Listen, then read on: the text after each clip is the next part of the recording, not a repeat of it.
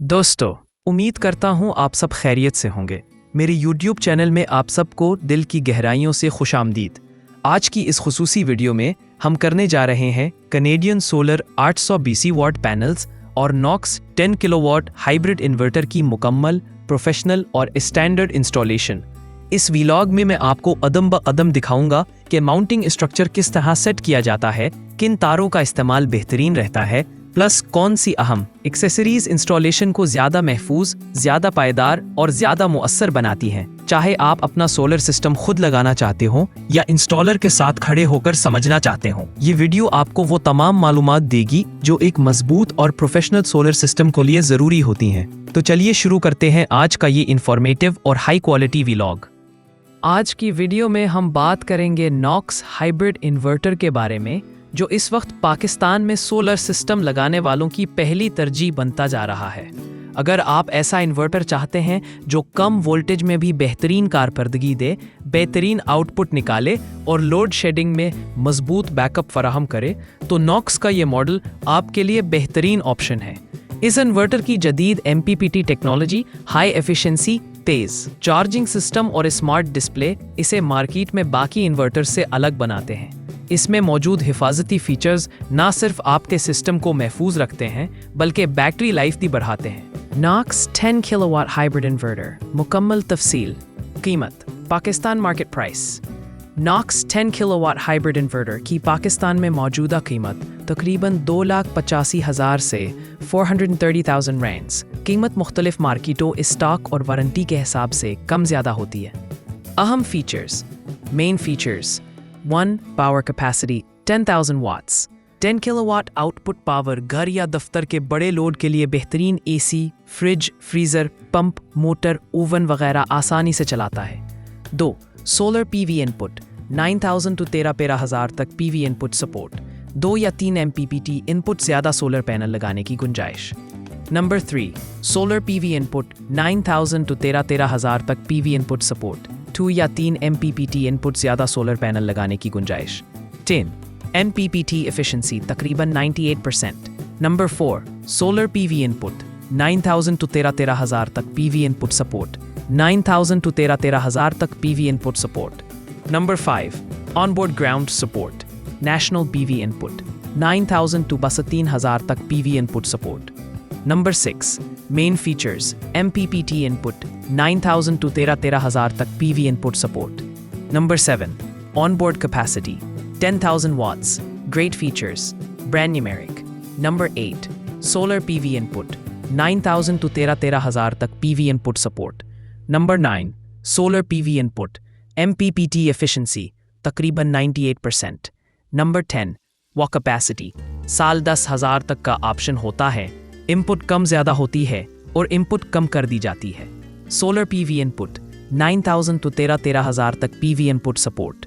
Number 9. Solar PV input MPPT input 9,000 to 32,000 तक PV input support. Number 12.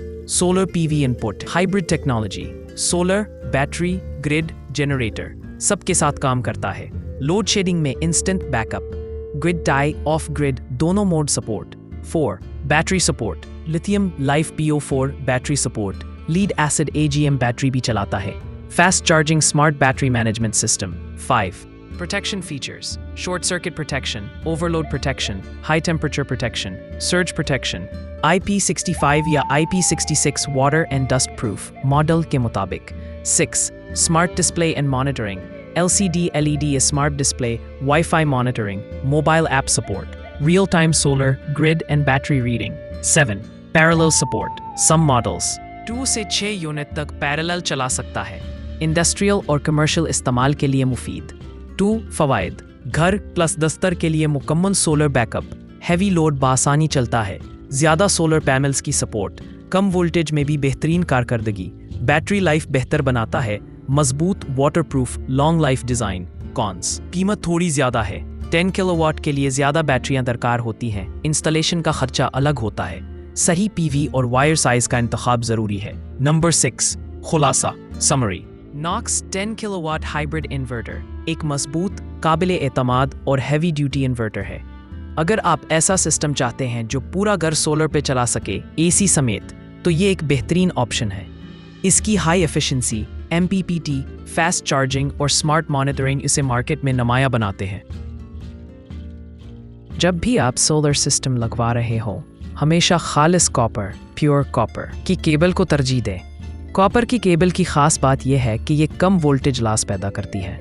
इसमें current की carrying capacity ज़्यादा होती है और गर्मी, सर्दी या नमी वाले मौसम में भी बेहतरीन रिजल्ट देती है। कॉपर की केबल की एक खूबी ये भी है कि यह ज़्यादा अरसे तक अपनी क्वालिटी बरकरार रखती है, जल्दी गर्म नहीं होती और सोलर पैनल से आने वाली पावर को बगैर किसी ज़ाया के असली शक्ल में आपके इन्वर्टर तक पहुंचाती है। इसके बरक्स प्लास्टिक मिक्स की केबल, CCA या गैर मयारी तारें ना सिर्फ जल्द ख़राब हो जाती हैं बल्कि आग लगने जैसे हादसात का ख़तरा भी बढ़ा देती हैं। तो याद रखें, केबल वो चीज़ है जिस पर कभी कॉम्प्रोमाइज़ नहीं करना चाहिए। अब बात करते हैं सोलर सिस्टम की सबसे अहम हिफाजती चीज़, सर्किट ब्रेकर। अक्सर लोग समझते हैं कि सर्किट ब्रेकर बस एक छोटा सा बटन है, मगर हकीकत यह है कि यह पूरे सिस्टम का मुहाफिज है। जब करंट ज़रूरत से ज़्यादा बढ़ जाए या सिस्टम में कोई ख़राबी हो जाए या अचानक शॉर्ट सर्किट हो जाए, तो यही सर्किट ब्रेकर फौरी तौर पर पावर को काट कर आपके इन्वर्टर, बैटरीज, पैनल्स और पूरी वायरिंग को महफूज करता है। मयारी सर्किट ब्रेकर लगाने से आप हज़ारों रुपए के नुकसान से बच सकते हैं। इसलिए हमेशा वही ब्रेकर लगाएं जो सोलर के मुताबिक DC रेटेड हों, मजबूत हों और टेम्परेचर या लोड बढ़ने पर सही वक्त पर काम करें। अब आते हैं वायरिंग की हिफाजत की तरफ। कुछ लोग केबल सीधी छत पर डाल देते हैं, कुछ क्लिप लगाकर छोड़ देते हैं, लेकिन ये तरीका ना महफूज है और ना प्रोफेशनल। हमेशा कोशिश करें कि तमाम वायर्स कंडुइट पाइप के अंदर से गुजारी जाए।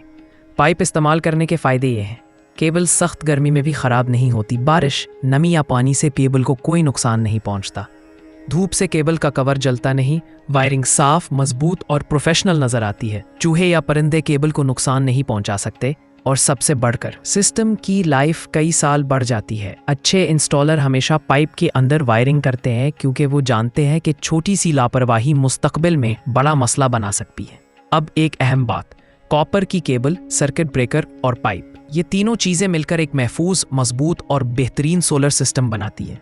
अक्सर लोग पैनल्स पर पैसा लगा देते हैं, इन्वर्टर अच्छा ले लेते हैं, मगर इसी 5-10% ढंग की इंस्टॉलेशन पर खर्च नहीं करते और बाद में वही छोटी गलती उन्हें नुकसान पहुंचाती है।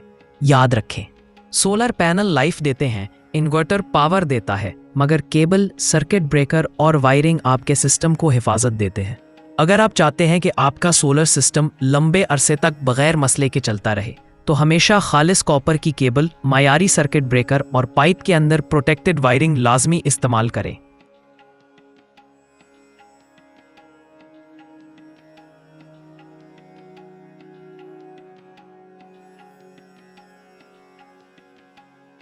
आज की वीडियो में हम बात करेंगे इन सोलर पैनल्स के बारे में जो आप इस वक्त स्क्रीन पर देख रहे हैं। यह है कैनेडियन सोलर के 890 वाट के हाई एफिशिएंसी पैनल्स, जदीद टेक्नोलॉजी, शानदार कारकर्दगी और भरपूर पावर आउटपुट के साथ। लेकिन अगर आप भी अपने घर या कारोबार के लिए सोलर पैनल खरीदने का प्लान बना रहे हैं, तो आज की ये मालूमात आपके लिए बहुत ज़रूरी है, क्योंकि मार्केट में A ग्रेड, B ग्रेड और यहाँ तक के रिफर्बिश्ड पैनल भी मिलते हैं। और अफसोस की बात यह है कि अक्सर लोग B ग्रेड पैनल को A ग्रेड का लेबल लगाकर फरोख्त कर देते हैं। इसीलिए खरीदारी के वक्त एक गलती भी आपको अच्छा खासा नुकसान पहुंचा सकती है। तो आइए समझते हैं कि पैनल को A ग्रेड होने की तस्दीक सही तरीके से कैसे की जाती है। सबसे पहले, जब भी आप सोलर पैनल खरीदें, सिर्फ स्टिकर पर लिखे हुए अल्फाज पर एतमाद ना करें, क्योंकि स्टिकर को तब्दील करना, नकल करना या जाली स्टिकर लगा देना बहुत आसान है। असल पहचान पैनल के शीशे के अंदर मौजूद QR कोड है।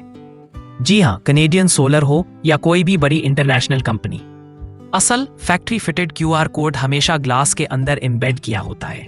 इस कोड को निकाला या बदला नहीं जा सकता। यही वजह है कि कंपनी इस कोड को असल प्रोडक्ट की तस्दीक के लिए इस्तेमाल करती है। अब बात करते हैं स्कैनिंग की। जब भी आप पैनल चेक करें, अपने मोबाइल से बराह रास्त इसी अंदर वाले QR कोड को स्कैन करें। स्टिकर वाले कोड को बिल्कुल ना स्कैन करें, क्योंकि वो अक्सर जाली या नॉन वेरीफाइड होते हैं। शीशे के अंदर वाले कोड को स्कैन करने से आपको चंद अहम मालूमात मिलेंगी। पैनल असल कंपनी का है या नहीं, मॉडल नंबर बिल्कुल वही है या नहीं, पैनल किस तारीख को बना, किस बीच में तैयार हुआ और सबसे अहम, ये वाकई ए ग्रेड है या नहीं। ये सारी मालूमात कंपनी की ऑफिशियल वेबसाइट या ऑफिशियल वेरिफिकेशन पोर्टल पर फौरन जाहिर हो जाती हैं। दोस्तों, पैनल खरीदते वक्त सिर्फ पावर या वॉट्स देख लेना काफी नहीं होता। असल बात उसकी ग्रेडिंग, असल प्रोडक्शन और क्वालिटी की होती है। 890 वॉट का पैनल हो, 700 का हो या 550 का, अगर वो ए ग्रेड नहीं तो उसकी लाइफ, आउटपुट और कारकर्दगी सब कम हो जाएगी।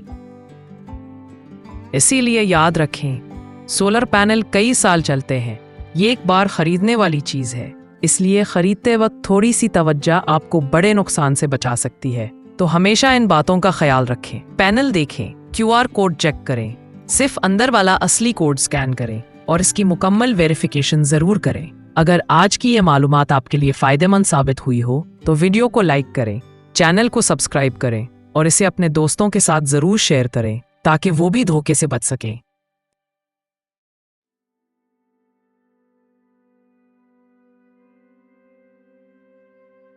दोस्तों, अगर आप सोलर पैनल्स खरीदने के बारे में मुकम्मल और एतमाद के साथ सही मालूमात चाहते हैं तो इसके लिए मैंने पहले से एक तफसीली वीडियो अपलोड की हुई है।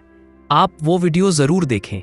इसमें आपको पैनल की क्वालिटी, ग्रेडिंग और असल पैनल की शनाख्त से मुतालिक हर अहम बात मिल जाएगी।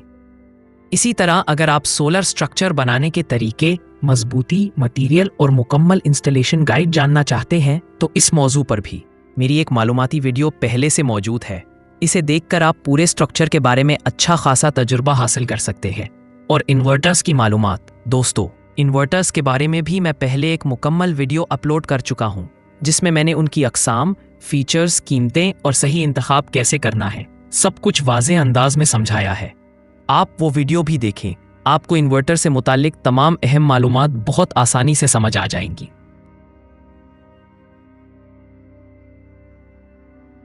दोस्तों, चलिए अब आगे बढ़ते हैं आज की वीडियो के अगले और निहायत अहम हिस्से की तरफ। सोलर वायरिंग की प्लानिंग। अक्सर लोग जब सोलर सिस्टम लगाते हैं तो वायरिंग में बहुत बड़ी गलती कर बैठते हैं। ऐसे काम जो आज आसानी से हो सकते हैं वो कल को मुश्किल, महंगे और वक्त ज़ाया करने वाले बन जाते हैं। इसलिए यहाँ आपको एक बहुत अहम पॉइंट समझाना चाहता हूँ, खास तौर पर उन लोगों के लिए जो अभी सिस्टम इंस्टॉल कर रहे हैं या करने वाले हैं। दोस्तों, अगर आपका सोलर स्ट्रक्चर इस वक्त मुकम्मल पैनल्स से भरा हुआ है, यानी जितने पैनल्स लगाने थे वो सब लग चुके हैं, तो फिर वायरिंग करने में कोई मसला नहीं। आप जिस तरह प्लान किया है उसके मुताबिक वायरिंग मुकम्मल कर सकते हैं। लेकिन अगर आपने इस वक्त पूरे पैनल्स नहीं लगाए और मुस्तकबिल में मज़ीद पैनल्स बढ़ाने का इरादा रखते हैं तो फिर ये बात बहुत ज़रूरी है कि आप इन पैनल्स की वायरिंग अभी से तैयार कर लें। जी हाँ, बिल्कुल अभी, इसी वक्त। क्यों? क्योंकि आज जब स्ट्रक्चर खुला हुआ है, सीढ़ी लगी हुई है, इंस्टॉलर्स मौजूद हैं, टूल्स मौजूद हैं, तब वायरिंग करना बहुत ही आसान है। बाद में जब आप पैनल बढ़ाने आएंगे तो आपको दोबारा स्ट्रक्चर के ऊपर जाना पड़ेगा, पाइप या कंडोइट खोलना पड़ेगा, केबल दोबारा खींचनी पड़ेगी, पहले से लगे पैनल्स को हटाना पड़ेगा, वक्त भी लगेगा, पैसा भी दोबारा खर्च होगा और काम भी पहले जैसा साफ नजर नहीं आएगा।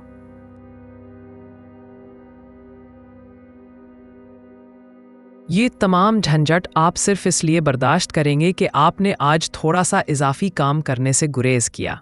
इसलिए मेरा आपको मशवरा है, अगर मुस्तकबिल में पैनल बढ़ाने का प्लान है तो उनकी वायरिंग आज ही मुकम्मल कर लें। केबलिंग, कंडोइट, सर्किट ब्रेकर और स्ट्रिंग की स्पेस सब कुछ अभी तैयार रखें। मिसाल के तौर पर, अगर आप इस वक्त 4 पैनल लगा रहे हैं और आप जानते हैं कि कुछ महीनों बाद मजीद 2 पैनल लगाएंगे तो 6 पैनल्स के मुताबिक वायरिंग अभी ही मुकम्मल कर दें। इससे एक फ़ायदा ये होगा कि बाद में जब नए पैनल्स लगेंगे तो आपको सिर्फ पैनल उठाकर जगह पर रखना है और कनेक्टर्स लगाने हैं, बस। कोई इजाफी खर्चा नहीं, कोई दोबारा मशक्कत नहीं और आपकी इंस्टॉलेशन साफ, प्रोफेशनल और मजबूत नजर आएगी। वायरिंग पहले से करने का एक और फायदा यह है कि आप लाइंस को एक ही सीधी, प्रॉपर और महफूज पाथ में ले जा सकते हैं। बाद में जब आप वायर्स अलग से खींचेंगे तो वो कभी ऊपर से आएंगे, कभी नीचे से, कभी पाइप कम पड़ जाएगा, कभी जगह तंग हो जाएगी और पूरी इंस्टॉलेशन की खूबसूरती खत्म हो जाती है।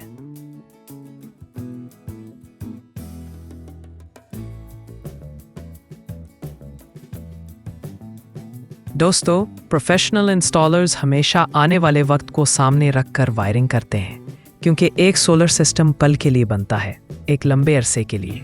इसलिए अगर आप आज एक अच्छा सिस्टम लगाना चाहते हैं तो इसकी बुनियाद भी मजबूत होनी चाहिए। आखिर में बात फिर वही है, अगर आपके स्ट्रक्चर पर इस वक्त तमाम पैनल्स मुकम्मल हैं तो ठीक है, वायरिंग मुकम्मल करें। लेकिन अगर मुस्तकबिल में पैनल बढ़ाने हैं तो उनकी वायरिंग अभी इसी वक्त कर लें। ये छोटी सी प्लानिंग आपको आने वाले वक्त में बहुत बड़ा फ़ायदा देगी।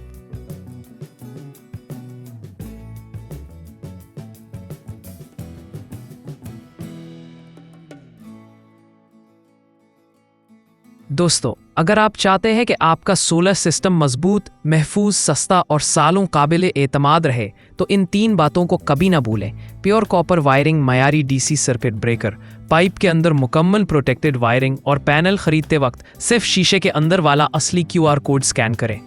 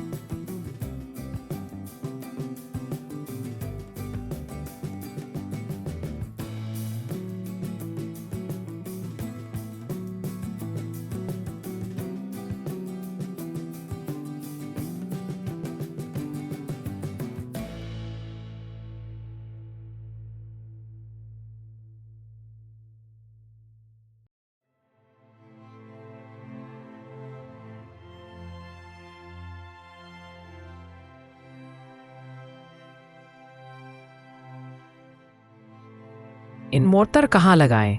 सबसे पहली बात जो हर सोलर इंस्टॉलेशन में अहम है वो है इन्वर्टर की जगह का इंतखाब। दोस्तों, इन्वर्टर को हमेशा ऐसी जगह लगाएं जो खुली हो मगर गर्दो गुबार से महफूज हो, बारिश या पानी से बचाव हो, हवादार जगह हो ताकि इन्वर्टर हीटअप ना हो, बच्चों की पहुंच से दूर हो और मेन बोर्ड के बहुत ज्यादा दूर ना हो ताकि केबलिंग में इजाफी फासला ना बने और केबल में बचत हो। ये छोटी छोटी एहतियातें आपके इन्वर्टर की कारकर्दगी को बरकरार रखने और ख़राब होने के ख़तरे को कम करने में मदद देती हैं।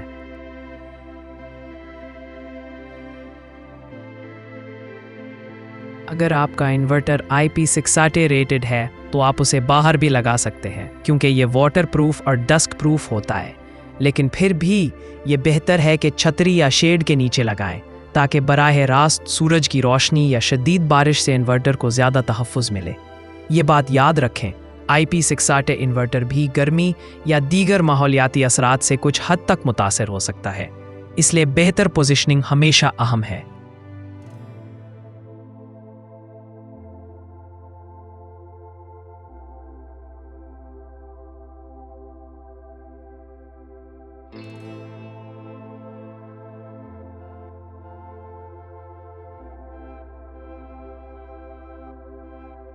दोस्तों, अगर आपके घर की वायरिंग में कोई मसला है या पुरानी वायरिंग ख़राब या हरानी हो गई है तो ये काम फौरी तौर पर माहिर इलेक्ट्रिशियन से कराएं।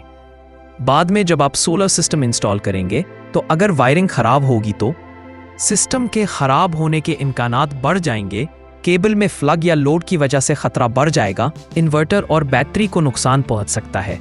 इसलिए बेहतर है कि इंस्टॉलेशन से पहले घर की तमाम वायरिंग की चेकिंग और दुरुस्तगी